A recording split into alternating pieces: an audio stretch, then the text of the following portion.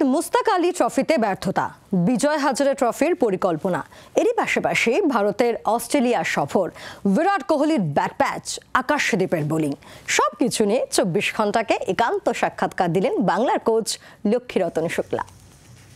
সৈয়দ মুস্তাক আলী ট্রফিতে শুরুটা ভালো হলেও শেষটা ভালো হয়নি দল বেঙ্গলের, এবং আগামী বুধবার তারা চলে যাচ্ছে বিজয় হাজারে ট্রফি খেলতে। আমার সঙ্গে রয়েছেন বাংলার প্রধান কোচ লক্ষ্মীরতন শুক্লা। লক্ষ্মীদা, শুরুটা খুব ভালো হয়েছিল, পরপর জিতছিলাম আমরা, একটা ম্যাচই হারতে হয়েছিল, কোয়ার্টার ফাইনালটা ঠিকঠাক হলো না। কি হলো কোয়ার্টার ফাইনাল একটু জানতে চাইবো। দেখো কি হয়েছে সবাই দেখেছে, লাইভ দেখেছে। অবভিয়াসলি আমাদের ওই সময় হয়তো একটু আরও ব্যাটিং পার্টনারশিপ হওয়া উচিত ছিল, যেটা হয়নি। আর টি-20 খুব শর্ট টাইমের খেলা, মানে ফাট তোমার ডিসিশন নিতে হয়। অবভিয়াসলি কিছু ইয়াংস্টাররা বাংলার হয়ে খুব ভালো খেলেছে, obviously team played well, quarter final খেলেছে, বাট আই ডোন্ট মানে আমি কোয়ার্টার ফাইনাল বা তার জন্য টিমকে তৈরি করছি না। উই হ্যাভ সাম বিগার গোল। তো অবভিয়াসলি এখন পর্যন্ত খুব একটা ওই গোলের কাছে পৌঁছেছি, কিন্তু একদম পৌঁছতে পারিনি। আই হোপ মুস্তাক আলী থেকে অনেক কিছু শেখার আছে, বিকজ জীবনে শেখার কোনো শেষ নেই।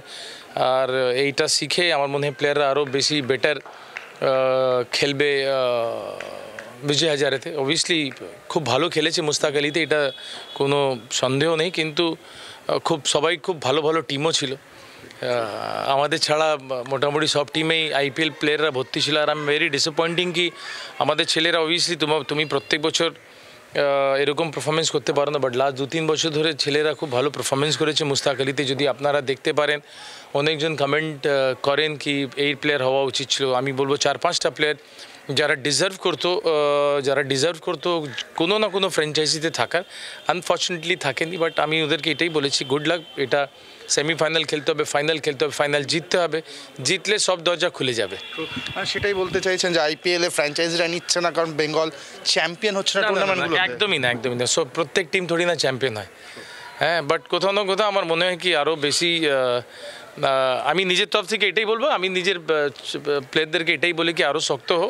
কী হচ্ছে তোমার সাথে, ভালো হচ্ছে কি খারাপ হচ্ছে, ওইটা না দেখে তুমি নিজের পারফরমেন্সের দিকে ধ্যান দাও। বিকজ জাস্টিস হচ্ছে কি ইনজাস্টিস হচ্ছে সেটা দিকে না তাকিয়ে অ্যাজ এ প্লেয়ারের জন্য জাস্টিস, মাঠে নিজেকে প্রমাণ করা, নিজের টিমকে জেতানো, সেটা হচ্ছে জাস্টিস। আর ইনজাস্টিস কারা করবে না করবে তার দিকে না তাকিয়ে, আমার মনে হয় স্পোর্টসম্যানদের লাইফ খুব হার্ড অ্যান্ড খুব টাফ লাইফ হয়। যে কোনো স্পোর্টস হোক, শুধুমাত্র আমি ক্রিকেটের জন্য বলছি না, সবকটা স্পোর্টসের ক্ষেত্রেই বলছি। আর আমি আশা করি বিজয় হাজারে আরও বেটারভাবে আমাদের ছেলেদেরকে আরও মজবুতভাবে নিয়ে আসবে। শামি খেললেন সৈয়দ মুস্তাকে, বিজয় হাজারেতেও খেলবেন। শামির পারফরমেন্স আপনার চোখে এখনো পর্যন্ত খুব ভালো, খুব ডেডিকেটেড ছেলে, খুব ভালো বোলিং করেছে। 1 বছর পর এসে বল করেছে, ফিটনেস ওয়াজ সুপার। রঞ্জি ট্রফির পর ও অ্যাটলিস্ট 5 কেজি ওয়েট কমিয়েছে, বিকজ খেলে ওয়েট কমে গেছে। আপনি যদি না খেলেন রিহ্যাব বা ট্রেনিং করে, আপনার ওয়েট কমে না। ক্রিকেট খেলাটাই এরকম, বা যে কোনো খেলাটাই আপনি খেললে আপনার ওয়েট করে। এখন Shami looks very fit, very thin, 135-এর উপরে বল করছে, সো হি ইজ ফিট। আর আমি আশা করি বিজয় হাজারেতেও ওর এইভাবেই পারফরমেন্স করবে, আর আরও বেটার পারফরমেন্স করবে। আমরা ওর থেকে আরও বেটার পারফরমেন্স চাই। অস্ট্রেলিয়া যাওয়ার কি কোনো সম্ভাবনা আপনি শুনেছেন, মানে ও স্বামী কি অস্ট্রেলিয়া যেতে পারে বিজয় হাজারের পরে? দেখো, নিশ্চয়ই টিম ইন্ডিয়া তো ওকে সবসময় চাইবে। আর এখনও মনে হয় ও নিজেকে আরও হয়তো একটু সময় দিতে চাইছে। তার ফিজিও, এনসিএ একটা অনেক বড় টিম কাজ করে। সো আমার মনে হয় এত বড় ম্যানেজমেন্ট, তারা কিছু না কিছু ভালো ভাবনা চিন্তা করেই তাকে স্টে করে রেখেছেন।